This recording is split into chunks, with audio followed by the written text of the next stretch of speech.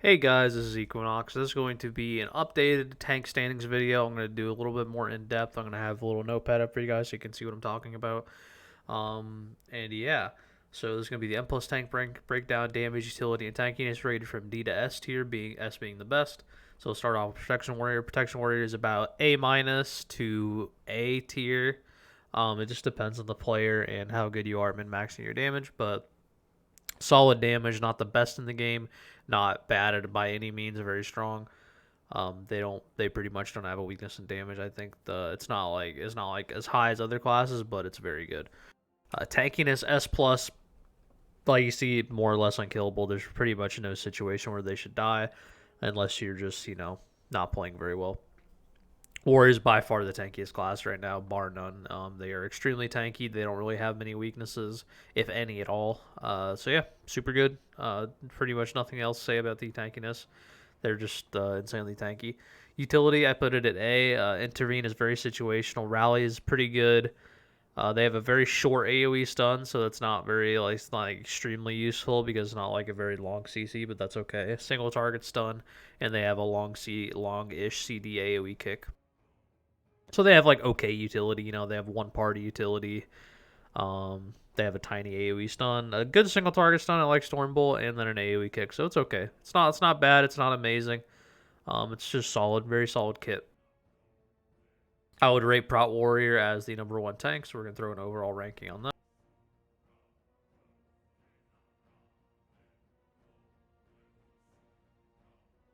So there's our overall ranking for Warrior. Put that in S tier. And then Vengeance DH, so we're going to go over their damage. A, very consistent AoE and high single target, especially with Fiery Brand build. A lot of people have been talking about the Fiery Brand build, so I'm going to show you that really quick. So this Fiery Brand build, you go left and right side here. So you get all this. This is no cheat death build, so you will switch this out for a cheat death build on keys that are very scary for you. So you will do a little bit less damage in the other build, but it's not like very significant. But this build has very good damage. So just want to show that to you guys. I'll have it linked in the description below. To it. Damage. Very consistent AoE. High single target. Their single target is very good. So overall, A tier. I would rate it A plus if you're very good at playing around your Fiery Brand and you're just playing very properly around your frailty and hunt stacks, or frailty stacks into hunt and stuff like that. So just a little bit of skill expression. So A to A plus. I would probably just stick with A though. It's not like insanely high. Tankiness A plus. You could argue S tier or S minus tier as well. Yeah, I'll actually put that at S minus now that I think about it. S minus, they're very self-reliant, tanky versus all damage sources. They aren't weak against physical. They're very tanky against magic damage. Fiery Brand emphasizes that even more. Magic damage pretty much doesn't affect DH whatsoever. Tank busters are very weak against DH because of Fiery Brand. Meta is very strong, obviously, and yeah, overall they're very tanky. They don't really have a tanky weakness. They're not like Prot Warrior though. They do take damage and they can die if you mess up. So they are less tanky than Prot Warrior by quite a bit, but every tank is less tanky than Prot Warrior. But yeah, Venge DH is really, really solid. You shouldn't really be in danger, especially if you play Cheat Death. Utility, they have very good utility. I put that in S. Long duration, low CD AoE silence. This is good in a majority of the dungeons in Dragonflight. The only dungeon where I can't think of a good use is maybe Naku defensive. That's about it. But yeah, every other place it's quite useful.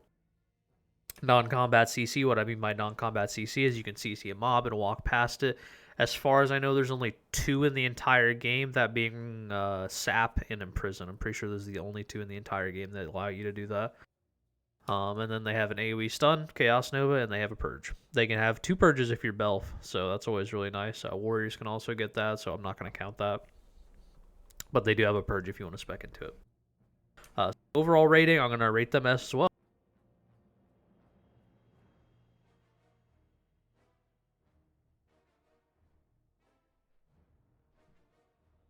All right, let's get down to Blood TK. Just so you guys know, I'm not doing these in order. This is just how I wrote them in my brain, so don't worry about it. Damage A plus in heavy AoE, A minus in lower mob count dungeons. The buffs help quite a bit in single target and light AoE and made their heavy AoE quite good. So what I mean by this is like massive pulls like an Algathar, Blood DK is going to do a lot of damage. They just have very good AoE right now. It got a lot better, and I think it's going to help them quite a bit. Their overall is a lot better than it used to be. A minus and lower mob counts not like amazing. It's okay, but it's going to be a lot better than what it used to be. And overall, I would rate their damage probably A as a general ranking. A damage. It's pretty good, not bad at all. It is a little bit skill reliant. Like I mean, it seems like really easy, but you're gonna have to be like a pretty good player to maximize your globals. So overall, A damage. Tankiness, DK tankiness is weird. They're immortal until they randomly die. A lot of people meme when I say this, but being tankiness till you're not is a very real thing for Blood DK. You literally are immortal until you get one shot. So that is pretty much DK. They are S tier survival or S plus tier until they instantly die, and that's it. So yeah, that's how I rate them. So it's a bit weird. Overall, I'd rate it as survival, but eventually you might hit a wall. On bosses like Overgrown Ancient, you will have some trouble until they nerf it. It just wrecks DK because of the physical damage debuff, but you can play around it absolutely, so don't be afraid of it. Utility A plus. If AMZ was a bit more useful, this would be an S for utility. B-res, double grip, and double grip is amazing utility, insane mob control, also a single target stun if you spec into it. Icebound Fortitude to soak stun traps and court last boss is fantastic. So stuff like that is really, really nice. They have probably my favorite kind of mob control. Like grip is very, very insane. Like it is so, so good. So hopefully, I think they have really good utility. I don't really have an issue. I wouldn't change anything for utility. I think it's good. I think AMZ just is a little bit weak. Personally, in my opinion, I don't think it's very good. But I'm sure it has its very strong situations. So overall, I would rate this A. I would rate this A plus actually.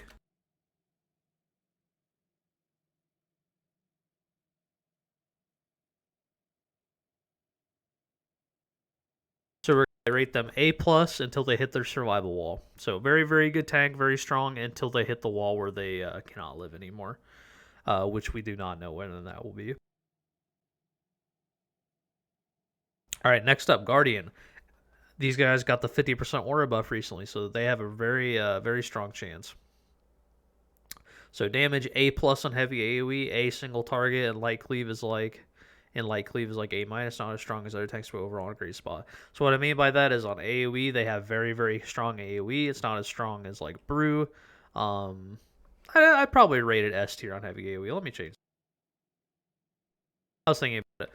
Yeah, S on heavy AoE, A single target, and light cleave is A minus. For light cleave is okay. It's like kind of meh. It's worse than DH, worse than Prot Warriors. It's not amazing.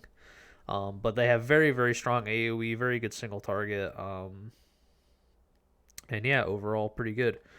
Tankiness, extremely tanky. Rage of the Sleeper is a fantastic cooldown. Just overall quite sturdy. They don't really have like anything special in their toolkit to make them tanky. They're just very tanky overall. A lot of passive stuff. They don't really have any issues being tanky. You know, they're just really strong overall. Utility, I'm gonna go over that really quick. So most of their utility doesn't really like their utility's okay. They have Incap Roar and B-Res, that Typhoon, like that's pretty much about it. They don't really have amazing utility, so I'd put that around like A minus or B tier.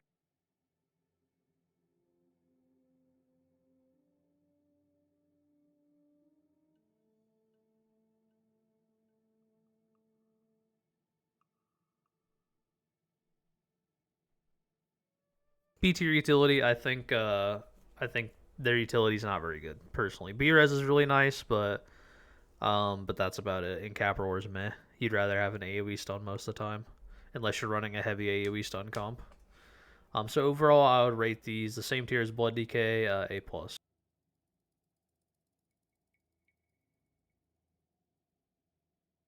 Let's get down to the last two, Prop Paladin and Brewmaster. Let's go over Prop Paladin first. Damage, A plus is Pally has quite strong AoE on on low cooldown, and it only gets stronger the more targets are because Tier's Enforcer. Single target leaves a bit to be desired M plus builds, so if you're in a heavy AoE dungeon, they would be FA plus, and if you're in a light AoE dungeon, or mostly like like a King's Rest style dungeon where you're doing small pulls, this would be brought down to A or A minus. So keep that in mind. Tankiness A to A plus depending on player skill. They have strong mitigation via block, but their self healing isn't as potent with the HP change. Pally usefulness is very heavily dependent on player skill, so this will vary. So what I mean by this as like if you're an okay prop paladin, your survival isn't going to be as good as a very good prop paladin, like players like Drogo and stuff like that. Very good players are going to be way more potent on prop paladin, and that's just how it is. That's how the class works, unfortunately. So yeah, very skill expression class. So yeah, I rated A to A plus depending on player skill. And the utility S plus, no one batches paladin utility. They have infinite kick, single target ton, AoE blind, bop, spell warding, sack, freedom, which is amazing in a place like Shadow Moon, Azure Vault. And Shadow Moon, they can freedom the spits from the bats, and they can freedom in Azure Vault the Goliath circle and the donuts, the big fucking root circle. They can freedom that, and you won't take any damage. You can just stand there forever. Super nice. Sack, spell warding, and bop. They get infinite value all the time. Fantastic. 1 minute sack is one of the best things ever, by the way. So fantastic. Overall, I rate prop paladin A because their damage and tankiness is very skill dependent. So this is not a very beginner friendly tank. It is very punishing if you are not playing well.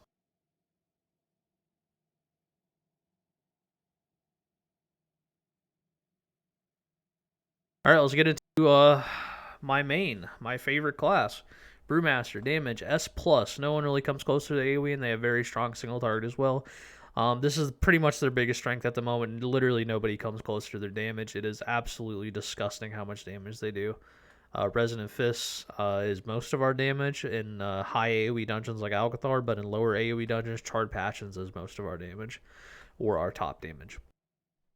So yeah, overall S plus damage. There's nothing really to say here. They have insane single target, insane AoE, very strong class. Tankiness, this is going to be the sad part. B in tankiness. Unfortunately, Brew just gets destroyed by most damage type. Stagger hasn't been strong outside of Raid after they nerfed it before BFA Season 4. So if you guys don't know, when Brew was the #1 tank in BFA Season 3, it was because of a bug caused by Gift of the Oxorb spawning a crap ton. So they fixed the bug, but they also nerfed our stagger quite a lot. They nerfed high tolerance on 8 to 5%, and they did another nerf. I don't remember which one it was, but they nerfed stagger by quite a bit, and they had never changed it back. Bruce pretty much just had crap stagger since. So it hurt us. It's hurt us a long time. This is not as meaningful in Raid. They are completely fine in Raid, no issues in Raid at all. But in M+, it has been a very big detriment to us. If you play properly with very good cooldown usage and your healer knows how to play around you, then it's not as bad, but overall they have poor tankiness. So if you have to put in much more effort and you need healer help to be as tanky as other tanks, and this takes away from healer damage, which is overall bad for your key. So not good, very bad. Utility A-, this goes up to an A plus when disease spells are prominent. So A plus, very few disease spells to slash poison dispel options. The Seer Starter dispel doesn't get much mileage. Tiger's also good in a couple scenarios. Plague Bat Cleanse and Shadow Moon. This is like same as Freedom, but you have to use it afterwards. Rop and Lake Sweep is always a fantastic tool to deal with trash, but it's not as amazing as it once was. So it's it's okay, but you'd rather have AoE. You'd rather have other stuff like silence and stuff this tier, since magic damage is so prominent. But yeah, that's my ranking. I'm gonna overall rank Brew a. Yeah, I'll probably do an A-. We'll do B plus. All